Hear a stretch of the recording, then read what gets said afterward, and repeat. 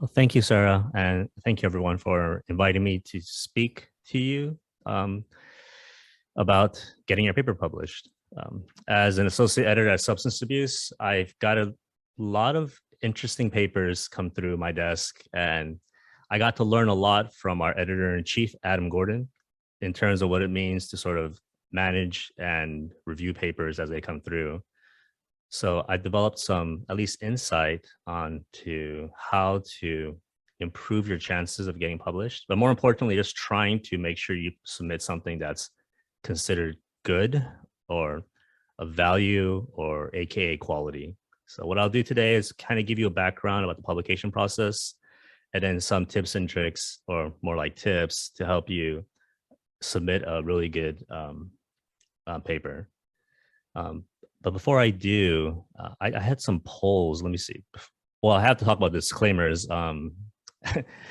As an employee of the VA, as well as UCSD and an editor for substance abuse, like all the things I'm going to talk about today are just my opinion, right? I'm not going to be representing the VA in any way. I don't have the authority to do that. And if I say anything incorrect about the VA or its views, or even for UCSD, they'll probably disavow me. So these are just my views and my opinions, and also my interpretation of some of these rules and processes.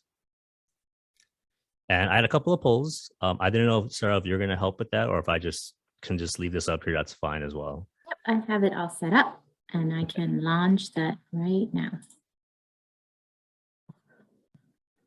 Do you see the poll? Yes, yes, okay. I see it. Thank you. And I just kind of wanted to get a sort of just a little bit about your backgrounds. I know many of you probably has published or have published, but also I'm also very curious to see if you publish as a first author or as a corresponding author.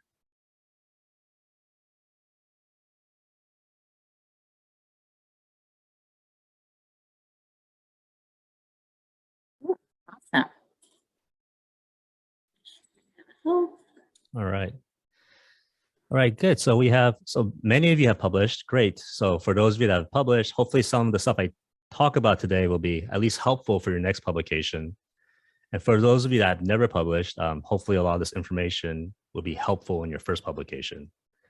Now, for those of you, so we have about almost like a split here when it comes to first author publication. So as a first author, I'm sure you know there's a lot of work you put into it when it comes to some of the submission process. So we'll talk a little bit more about those things. And for those of you who have never done it, at least this will be a good introduction to what kind of materials do you need in order to submit a manuscript for peer review. Okay, so thank you, Sarah. So this is just a simple outline. I'm going to talk about how to choose a journal. This is usually the beginning process for submitting a paper. And when you write your paper in submission, what types of things you should consider as you write your paper. We'll briefly talk about the peer review process, and then we're going to spend some time talking about how do you respond to reviewer comments, because there is a right way and there is a wrong way to do this. And then we'll talk about the production phase. After your paper gets published or accepted, what happens afterwards? What does the production process look like? We'll talk a little bit more about some of the copyright issues.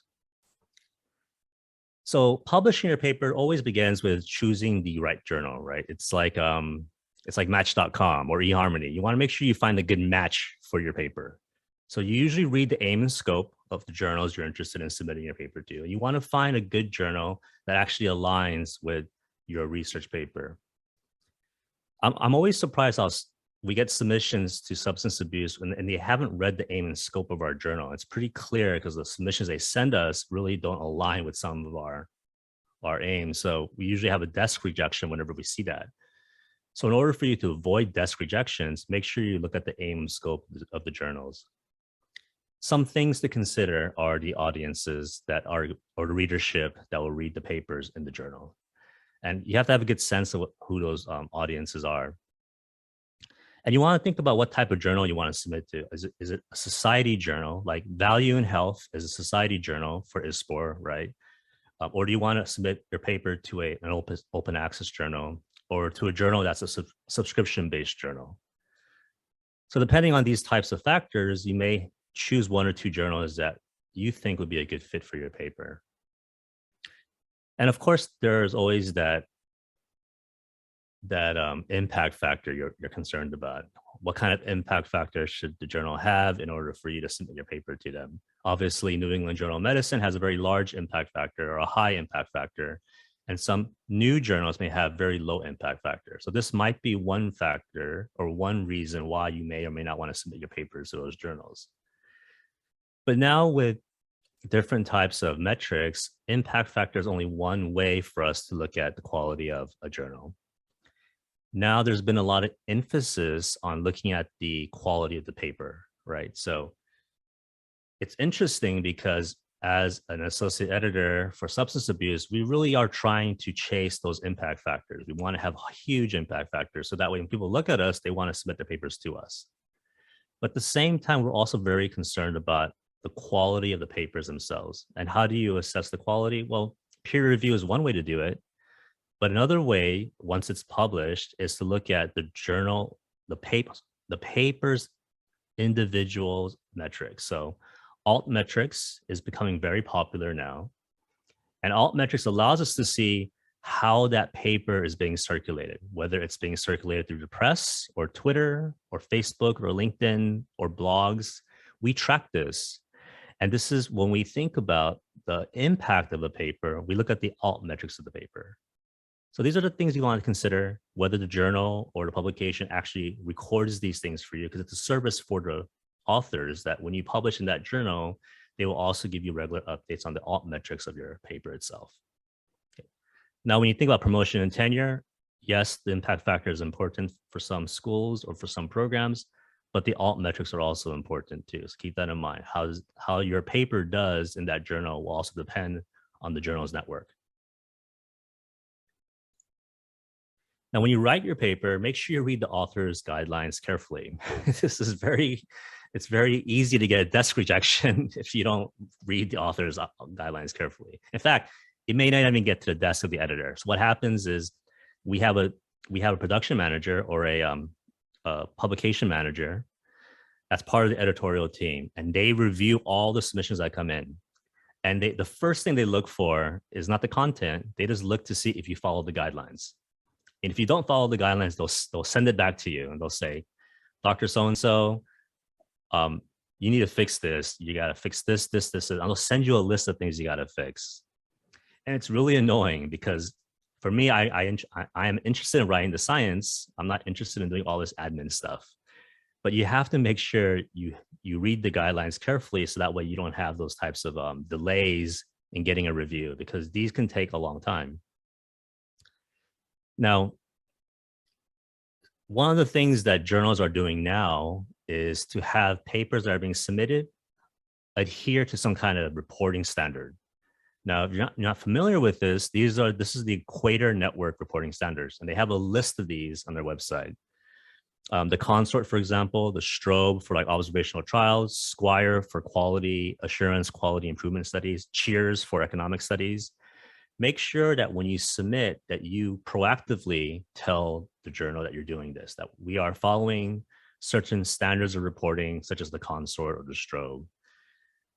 And you should provide an appendix with this checklist that you've adhered to all these elements or where they are in your paper. Journals are starting to do this more often. Journals in the past that haven't done this are now requesting authors to submit this. So if you're submitting to a journal, just be proactive and include this in your paper and just submit it as an appendix. It really does show a little more professionalism when you start putting your package together. Now, depending on the journal, they may ask you to anonymize your manuscript. So again, this is why it's important to read the author's guidelines. Because if you don't anonymize your manuscript, the journal manager or the editorial manager will return your submission without a review. So some journals have asked me in the past to anonymize my paper, and I would forget one thing. The most common thing I forget to anonymize is where it gets approved for IRB. So if I say VA San Diego, IRB approved it, it's not anonymized anymore. So you need to anonymize those types of elements in your paper. Other things that are important are the cover letter. You want to make sure you include a nice cover letter. That's about 1 page long, not longer than that. select keywords that are important for your manuscript. And the reason why keywords are important because in the search field, when they do searches, these are the keywords that sort of tag your article. So if you want to get like say good searches for your articles, you want to make sure you have the keywords associated with those. Obviously, the manuscript needs to be in the submission. Your affiliations need to be clear. This is the part that gets a little tedious. So if you're the first author or corresponding author, you're more than likely going to be submitting this. So it's a good idea to get all of your co-authors affiliation. This is a time tedious task. Sometimes they have websites you can get this information from, but you want to make sure you try to get at least their titles, their affiliations. Sometimes you need the addresses of their primary affiliations and their emails and contact information. Because when you start submitting this, some journals may ask you for all that information before you proceed. You have to provide some licensing agreement. This is usually done in the production phase, but some journals may ask you to have some type of license agreement signed prior to peer review. I'll talk a little more about those at the end of today's presentation. And I also encourage you to get an ORCID number or ORC ID number, because this is really important in terms of how they tag your paper for different journals to see your sort of impact in the field. So if you don't have an ORC ID, make sure you get one. This is really helpful. A lot of journals now will just have you log in with your ORC ID as opposed to the journal's user ID, because this is something they can connect across all the journals in the publication field. And then you want to make sure you review all your proofs before submitting. So when you submit all of your materials, the journal will ask you to review before you actually approve the submission. So make sure you read those things carefully. I made minor mistakes, and I've only discovered them once they've actually created the PDFs for me, and I was able to review the PDFs, and I would notice my mistakes. So make sure you review the proofs. PDF is one way to review it. You can also review it as an HTML, but I highly recommend reviewing it as a PDF, because when they convert the Word document to a PDF, that's what the reviewers get. And if the PDF converts something incorrectly, the reviewers are going to get the wrong information. So you want to make sure you review the PDFs. Okay. Any questions so far? Hi, Mark. Yeah, I do have a question. Oops, sorry. Go ahead. Yeah. Okay. So for instance, when you identify like 5 journals that are like a good match with your paper, would you always send to the top journal first, and then if it gets rejected, you will go like one below and like that, or no? It depends. This is something I always discuss with my co-authors. We have a chat about this before we actually submit it. But you're right. A lot of my co-authors will try to go with the top journal first, and then we move our way down. Now, good journals like JAMA, for example, will have a decision within 2 weeks when you submit. The editor-in-chief, if all your material is in order, the editor-in-chief will give you an answer in 2 weeks whether they'll pursue peer review. So that way, it'll give you an opportunity to submit to another journal if you get a desk rejection in 2 weeks.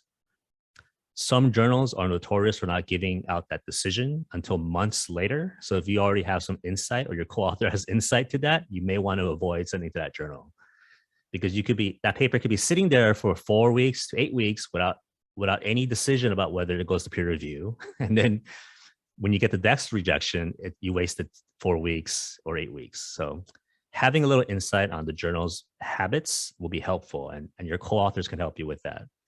But I think the strategy really doesn't matter. It's really up to you and your co-authors. Thanks.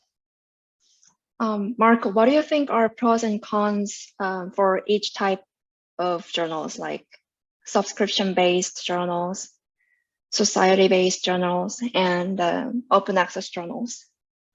That's a great question. Right off the bat, subscription-based journals never charge you for publication fees, but open access journals will. The society journals, that's all about prestige. If you're a part of ISPOR, you want to be able to publish in the society journal, like Value in Health. If you're part of like the like AMCP, you want to publish in in the American Journal of Managed Care, right? So there are all these society journals that if you're a member of, you want to have some paper in the actual journal that they publish. So it's more about prestige and a demonstration of your commitment to the society. Hopefully that helps answer your question. Yeah, that helps. Thank you. Yeah, I have two Nothing. questions. I'm sorry for the interruption. Yeah. So the first question is, when do you decide to go for a clinical journal or a one like value in health? Because sometimes like the scope does allow to get like an economic evaluation in a clinical journal, but then I feel like it's hard to think about it, like the trade-off.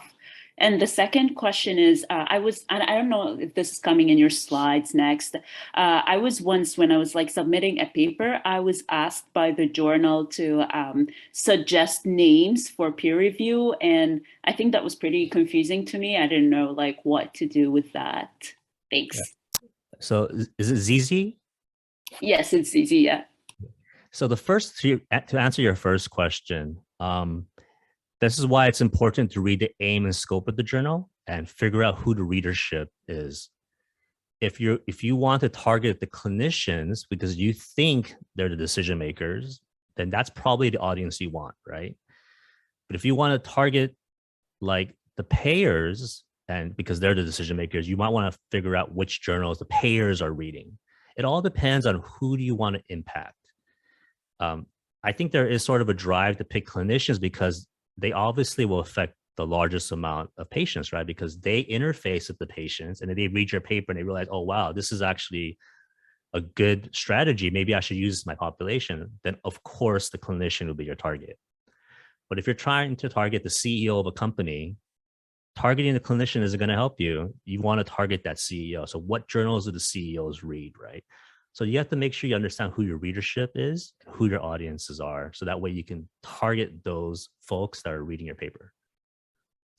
To your second question, I'm going to talk about that towards the end. So if you can hang on to that, hopefully I can expand on that a little bit more. So here's a cover letter. This is a cover letter I sent recently to a journal. And I want to highlight how important this is because we get some weird cover letters sometimes. And I would want to be very clear, make sure you proofread your cover letters because I get cover letters from authors where they get the journal name wrong. They clearly didn't read the aim and scope and they get the editor's name wrong. So it's just funny how when I see these simple mistakes, it kind of just turns me off to the paper. I know I shouldn't be turned off to the paper because of these mistakes. It just shows a lack of concern and care. So these little soft skills are important. So keep in mind that the cover letter should only be 1 pages. I don't want to, I see people send like 3-page cover letters and that's really just way too much. And you don't want to copy and paste your abstract in there. That's just poor form. It takes skill to summarize a 30-page manuscript into 1-page letters. It's really hard, but you just want to highlight the key points. What are you doing? How is it going to impact the field? That's all you really need to put in the cover letter. But you also want to put in information like whether or not this has been presented before, that it's not being considered for publication elsewhere. Some journals will give you details on what should be in the cover letter. What I provided here are some of the basic common requirements that I see a lot of journals ask in their cover letter. So make sure you read the author guidelines carefully because some of those guidelines may have details about what you should put in here. But what I have here is just simple, basic template for what you should include in your cover letter. Okay, and clearly avoid spelling and grammatical errors, please. I see a lot of cover letters with like mistakes like that. And it really just shows like the lack of concern or care that they've put into the effort here. All right. So selecting peer reviewers. So this is Zizi's question. So many journals are asking authors to submit a list of peer reviewers. And the reason why is because sometimes they don't have a very good library of peer reviewers. So for substance abuse, we actually have a very large library that we go through Manuscript Central and other databases. And what we have is we actually look at the authors that have keywords. Remember that keyword thing again is really important, right? For their manuscripts that align with the keywords that you submit for your manuscripts. So we have a list of authors that come up and we rank them based on how many hits they have associated with those keywords and publications, especially in the title. And I usually read the titles of all these reviewers and I see which ones align or are very close to what's being submitted. And I pick those peer reviewers. That's what I do as an editor. But we ask authors to submit a list because what we want to know is, do those lists, if we can't find any reviewers on our end, we can use that list to discover new reviewers that are not in our library. So that's why that list is important. But generally speaking, at least from my perspective, we usually pick the reviewers. And if we exhaust the list of reviewers that we have, then we'll look at the list the authors provide. I think that's what a responsible editor should do. Okay. I can't say every journal does this, but I can tell you that it would be a little bit easy to look at the author's recommendations and not go through that library, because it takes a lot of effort to go through the library and reach out to these authors or reviewers and ask them to review your paper. So it can cut the process and make it more quick or quicken the process of getting peer reviewers if they use the author's recommended peer reviewers. But we try not to do that at Substance Abuse. We actually have our own library that we actually select reviewers from. If they happen to be the same reviewers, great. But most of the time, we only go to the author's list when we exhaust our library of reviewers. Now, if you're submitting names, how do you select the name? So you want to make sure you identify a peer reviewer that's constructive and that's going to provide a balanced review of your paper, that they're not biased, right? Some journals may ask you to select the editor. And so same requirements for the editor as well, or the associate editor for your journal. And you want to make sure you identify reviewers who are published in your field. And how do you find these people? Well, just look at your references or your bibliography. Those are the people you should be recommending as peer reviewers. And you want to make sure you do a good. So what I do when I submit for peer reviewers, I actually pick some peer reviewers that are senior, basically these are tenured professors that have been in the field for 20 years or more. And I also select some reviewers that are young and new in the field, assistant professors that are just entering the field. You want to make sure you have a nice distribution of reviewers from the senior ones to the new academics. And the reason why is because the senior reviewers obviously are going to be busy, so they probably say no. But the new academic may be looking to review papers and get on journal editorial boards, and they have to do that by reviewing more papers. So they may be excited to read your paper. So you want to make sure you have a nice distribution of senior reviewers and also new young academics. And depending on the journal you submit to, if it's an international journal, you want to make sure you have some international reviewers on that list. And clearly, don't pick someone you know, right? Or someone you personally know. You can pick people you know, but not on a personal level, where you can basically unblind the process. So those are some tips on how you should select peer reviewers. Does that help, Zizi? Does that help answer your initial question? Yeah, absolutely. Thank you. Now, I think this is rare, but I think Value in Health does this. Some journals ask you to select an associate editor to manage your paper. So the associate editor's job is to manage your paper. So basically picking the peer reviewers, collecting the peer reviewers, and then writing a response, writing a letter to the authors, summarizing the peer reviewers' comments. So you want to select an AE or an associate editor that's knowledgeable in the field. That's probably someone that you know that's on the associate editor's list that has written a lot in your area. And you also want to know if they're going to be identifying good peer reviewers. Like, how do you know if they're going to identify good peer reviewers? This is information you don't have, right? So this is the hard part. This is why most journals don't ask this question, but I think Value in Health is one of those journals that do ask this question. So my recommendation is make sure you pick an AE or an associate editor that's knowledgeable in the field. You won't know they're going to pick good reviewers, but hopefully if they're knowledgeable in the field, they have a good network of reviewers they can pick from. Mark, I have a question. So you were Yes. saying that there's a library of reviewers that you would choose from. How did that library, like how does the person get into the library, or where does that library come from?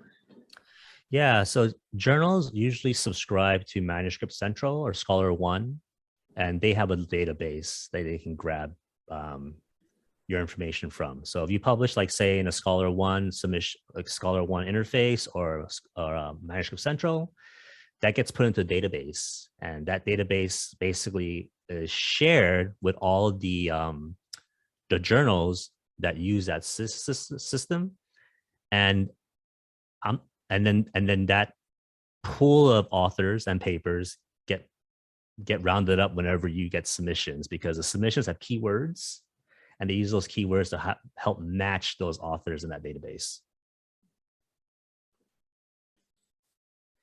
Does that help answer your question, Sarah? Yeah, I've always wondered, you know, how does a person become like a reviewer? Like, how did they find my name and invite me? Like, is it because after a while, you know, after you publish for X number of papers, you get, you know, I was just wondering how that whole process goes. Yeah, sometimes it's clearly if you publish more papers in that field, you'll probably get more requests to review papers as they start looking for peer reviewers. So that does happen. And also sometimes it's recommendations. So if they ask me to peer review a paper and I decline, I can put someone else's name there and they'll probably reach out to that person. So I do appreciate whenever someone declines an invitation to review a paper, they send me the contact for another author or another reviewer. And if I have trouble trying to find peer reviewers, I will contact that person. Even if they're not in the database, we'll put them in the database. But that's really rare. I've been pretty lucky so far at getting reviewers for the papers I'm managing. Now, this is important. Tips for selecting non-preferred peer reviewers, because there is that other question they ask you. Some journals will ask you, which peer reviewer do you not want to review your papers? Okay, so you can't just say, here's a huge list of people that I don't like that I can't review my paper. There's sort of a rationale for why we ask this. We want to make sure we give you an opportunity to tell us which peer reviewers are going to biasly review your paper in a negative way. Like if you're trying to talk about some theory or some strategy that someone clearly doesn't believe because of their own bias, we don't know who that person is. But if you know who that person is, then you let us know and you give us a reason. I'm not going to ask so-and-so I don't want so-and-so to review my paper because that person believes this and that will bias their review. And I just don't think we would maintain some type of integrity at all with this peer review process. So in those situations, the editor-in-chief and the associate editor will be very careful not to ask that person to review your paper. But you can't say that person might grade me hard or give me a bad review because I may not have a very good method. That's not the reason why you want to pick a non-preferred peer reviewer. You only list non-preferred peer reviewer if you already know ahead of time that person is going to give you a biased review and it's going to be a negative review. And this is really rare. Hopefully none of you have any issues with peer reviewers, but there are some people in the field like some personal bias, like they personally don't like that person and they would just write bad reviews every time that paper gets submitted to them. So those are rare cases. Don't burn any bridges, okay? Don't burn any bridges. All right. So I'm sure you're familiar with the peer review process, but I want to go through it just once. So that way for the new folks who haven't published papers yet, this is, at least you'll be introduced to this. So peer review basically is the scientific community's way of assessing the quality of what gets published, right? So we don't publish everything. We only want to publish things that have been vetted, that meets a certain standard, and that's going to be informative to the community. And we do this because because we want to make sure what we publish is has been sort of assessed by other experts, and that they gave the thumbs up in letting that paper be open to the public or published for the public's consumption. So when you submit your paper, what happens is the editorial team reviews the submission to make sure you follow all the author's guidelines. And if you met every single guideline or checklist, they send it to the editor-in-chief and then his or her editorial team. And they read the paper and they make a decision, am I going to submit this for peer review or just do a desk rejection right now? Okay. This is why looking at the aim and scope is important, because most editors-in-chief would just reject the paper if it doesn't follow the aim or scope of the journal. They would also reject the paper at the desk if the paper is poorly written or just has a lot of flaws. But if you get past the desk rejection component, the AE assigns the journal or the paper to one of the associate editors to manage that paper.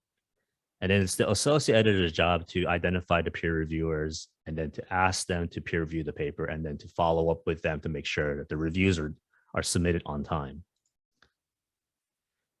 And we talked about selecting peer reviewers.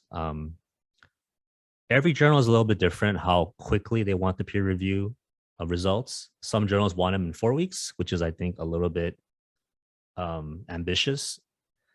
For me, I give them about 2 months max to like get the reviews in. But when they are late, I have to send reminders to them. Hey, what's going on with the review? I usually start off with 5 or 6 requests for peer reviewers, and out of those 5 or 6, I get maybe about 2 that will say yes, they'll review it. That's kind of my sort of statistics. I'm sure other reviewers or other AE may have different statistics, but that's kind of been my statistics so far. Now, when the peer reviews come back, it's my job as an associate editor to review all the peer reviewers' comments. I actually rank the peer reviewers too.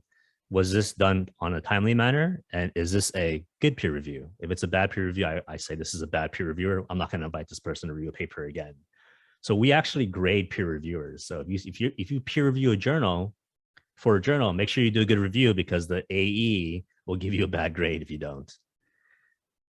And then we aggregate all the reviews and we send it to the authors, and we make a preliminary decision.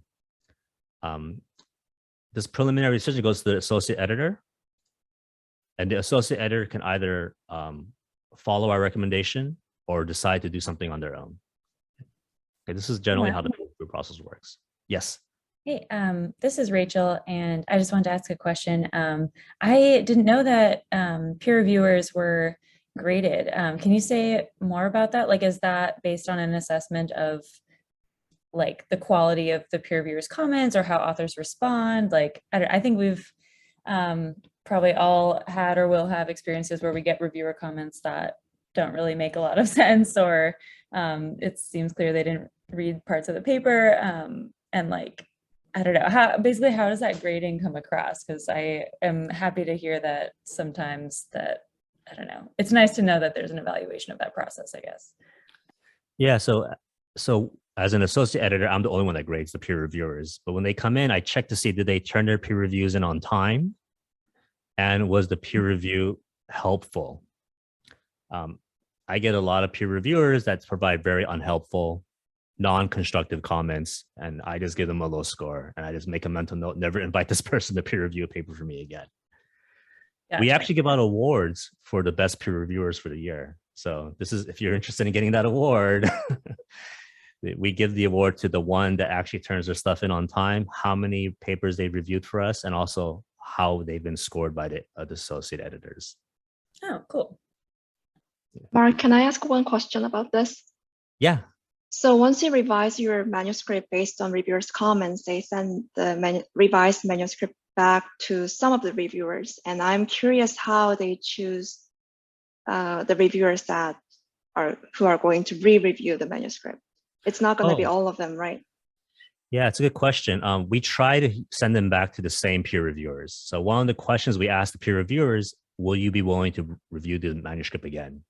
And they usually answer yes or no. Most of them always answer yes, but the ones that answer no, we do have to find a new peer reviewer. But that doesn't happen very often. Most of them do review the same paper again. But if they were late in getting their first review in, chances are they're going to be late in getting their second review in. So that just delays the decision process.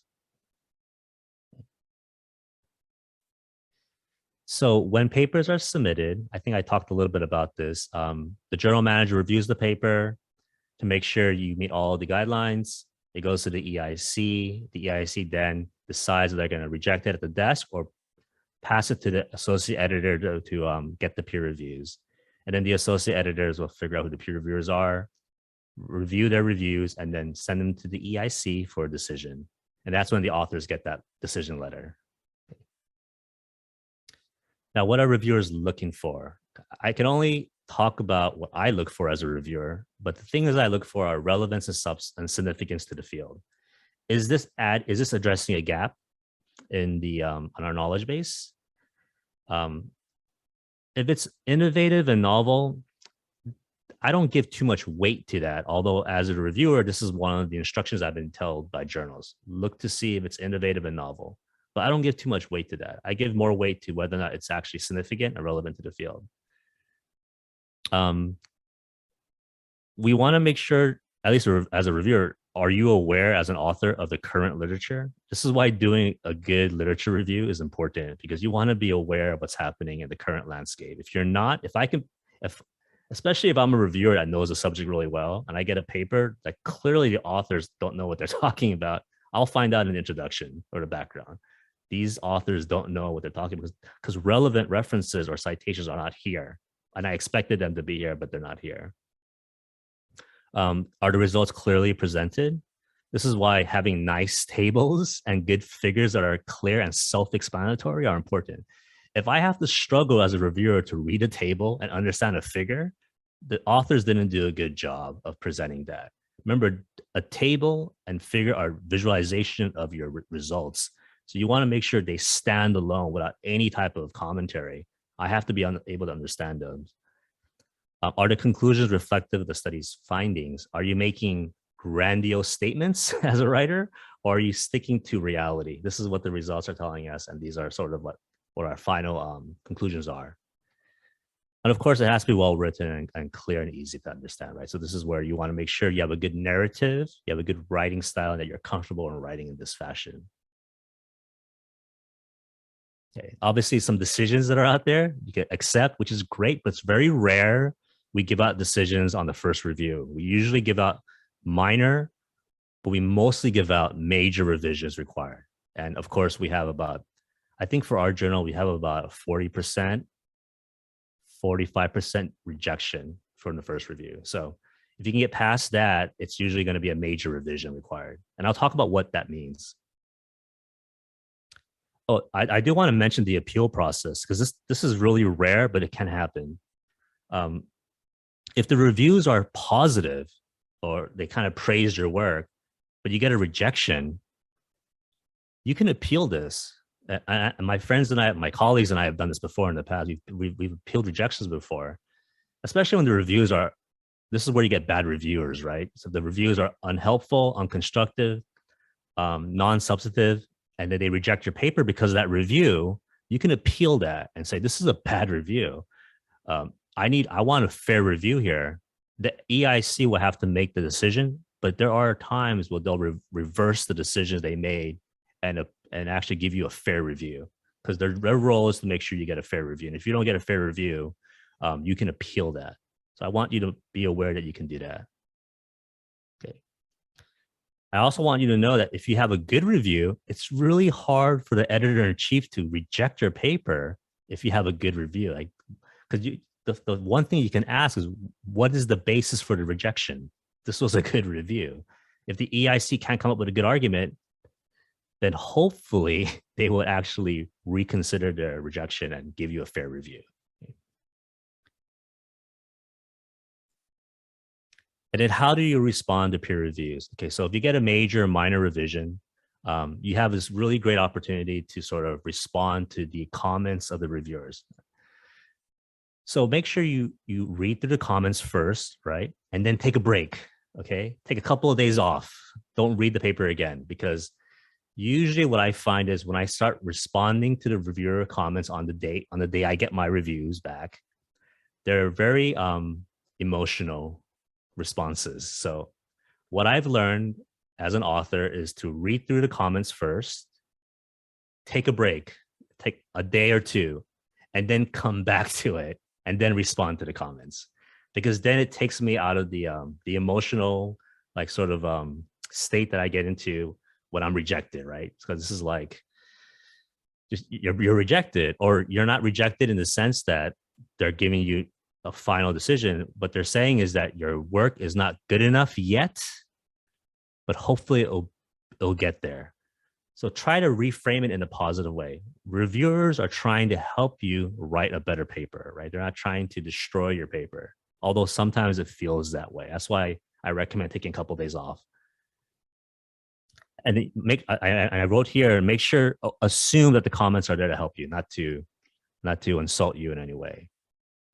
Now, what I usually do is I try to organize the comments into major issues versus minor issues, right? So that way you can focus a lot of your time on the major issues, and the minor issues you could just say, okay, these are minor things. I'm not worried about them too much. But make sure you don't ignore any comments. You must address all of them. If you ignore a comment and the editor reads through your responses and you didn't respond to a comment, or the reviewer reads through your comments or your responses to their comments, and you didn't address one of them, it usually is a sign that you're trying to hide something or you've insulted them, and that could actually hurt your chances. So I just want to make sure you address all the comments. So here's an example of like a comment I got from a journal and then my response to it. So you want to make sure you address each comment point by point. And in your response letter, you want to make sure you highlight the changes you made for each comment. Now, as an editor, I get really annoyed whenever authors respond to a comment and say, "Oh, we fixed this," and that's it. They provide no description of what they did. That kind of pisses me off, and I would actually grade harder or review harder or give them more criticism for doing that.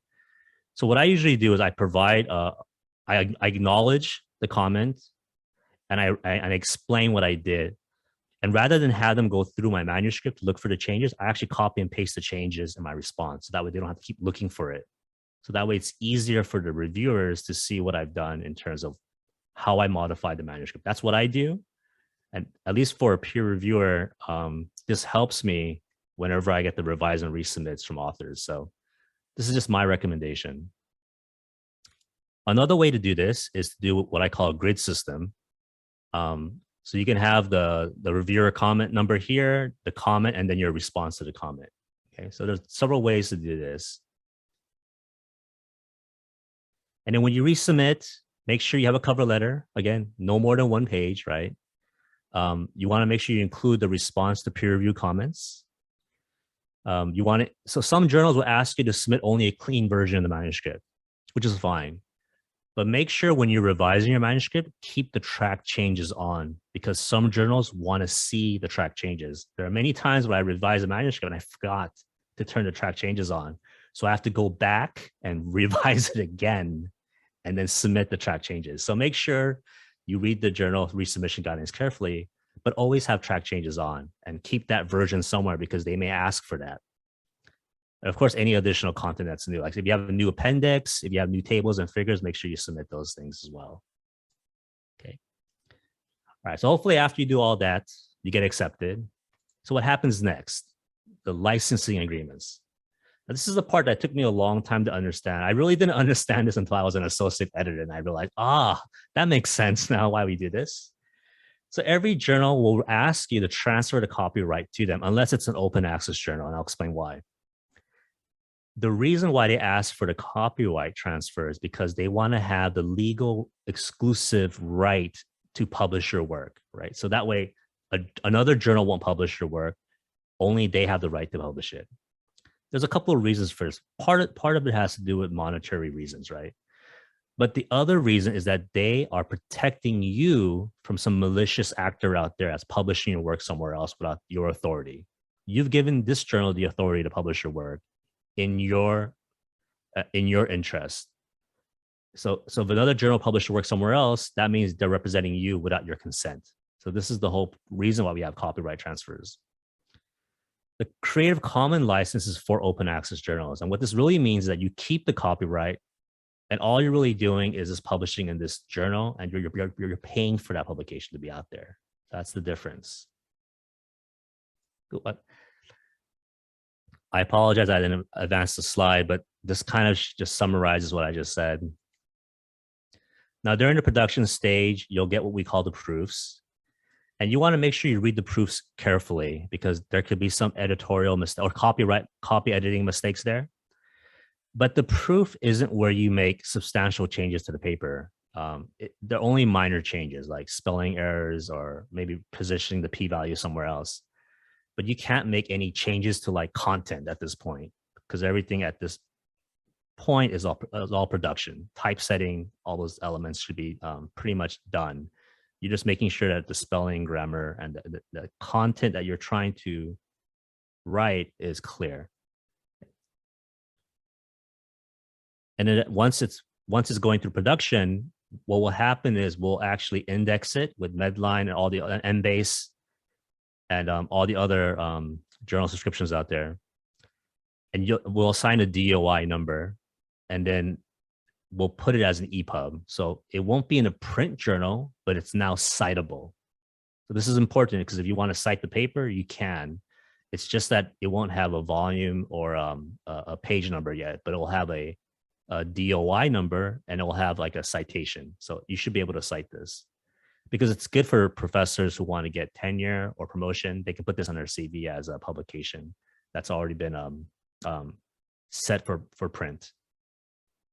And when I say print, it could be online printing, or it could be actual physical copies of a journal. And then once you've done that, you get ready for your next one, right? So this is kind of the whole publication process, sort of wrapped up in this short presentation. But there are a lot of things I kind of skipped over because there are nuances with journals and submissions that are a little bit different. But what I've kind of presented is sort of my experience with my average experience with submitting papers to journals, and sort of being on both sides as an author and also as a reviewer and an editor. So I want to take, I also have some references here. So Taylor and Francis has a really good link with all these references on choosing the right journal, writing your paper, submitting your paper, and then also the impact. Substance abuse is part of the Taylor Francis family. So I use their resources a lot. And here are some links to other papers that might be helpful. And of course, this is the journal I'm the editor for. So feel free to take a look at these links. Hopefully they'll help you when you become a peer reviewer, as you submit your first paper, and hopefully one day when you become an editor. All right, all right, any questions? Hi, Mark, I have a question.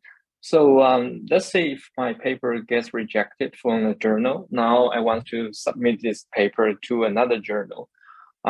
So would it be a good strategy, so when you submit the paper to a second journal, would it be the good strategy to attach your responses to the comments from the first, like from the first journal you submitted to, and your revisions as an attachment when you submit those to the paper to the second journal? Yeah, that's a really good question. Most journals won't ask for that.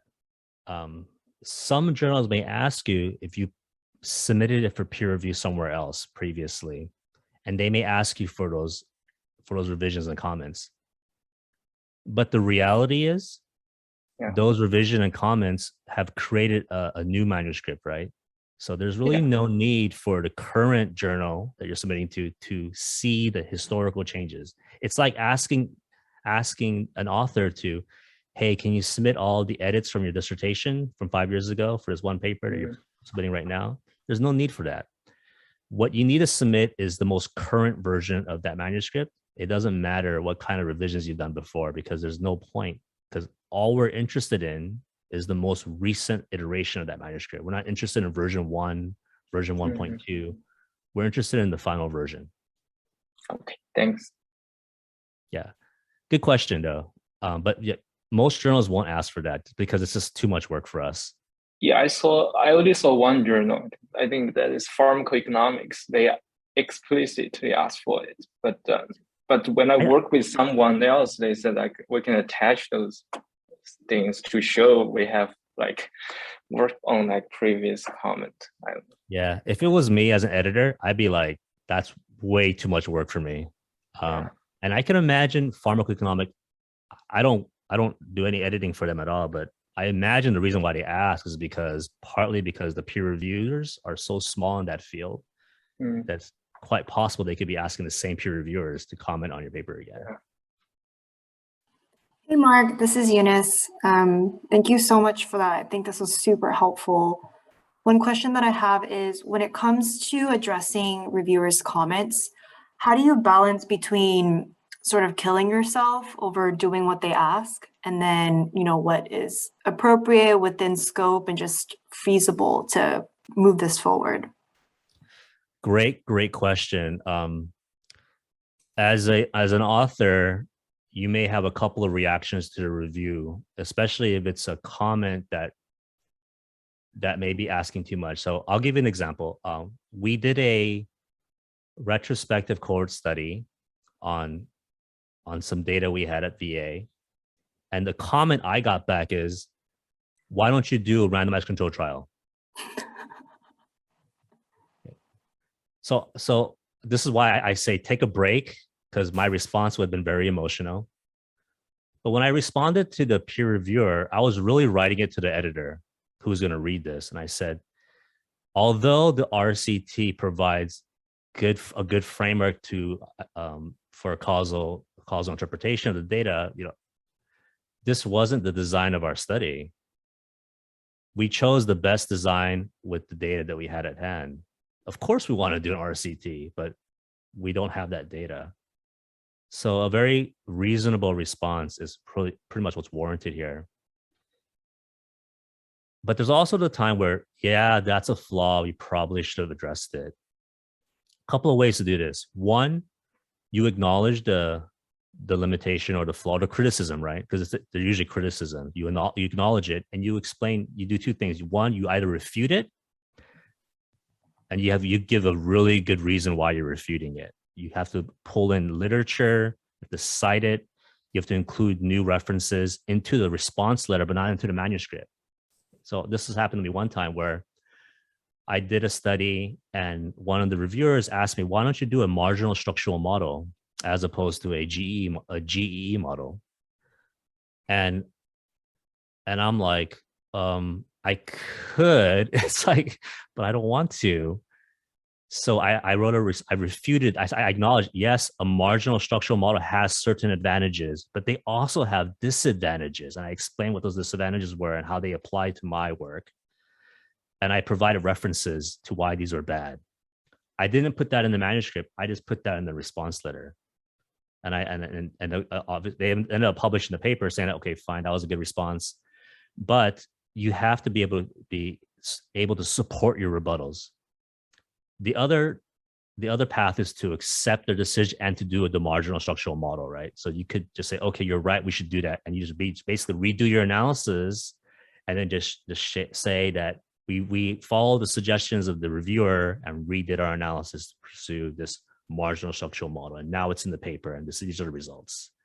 So two ways to address those: either refute it, but refute it with some good references and citation to back up your argument, or you concede and do what they tell you to do. Is there a third option to acknowledge it in the limitation section and just say, unfortunately, we were strapped for resources and couldn't do that particular analysis? Yeah. So that's a good point. So I'll give an example where I had to do that. One of the reviewers asked me to pull some data that I didn't have, but it really wouldn't have changed the conclusion. In my own suspicion, it wouldn't change the conclusion. So what I did was I acknowledge the limitation. And when you acknowledge any criticism by a peer reviewer and you can't fix it, aka fix it by getting more data or doing a different analyses, then you should at least talk about it in the limitation. And if they can't accept that as a good enough response, there's nothing you can do to change their mind. Because if you don't have the data, there's not much you can do except talk about how it's a limitation.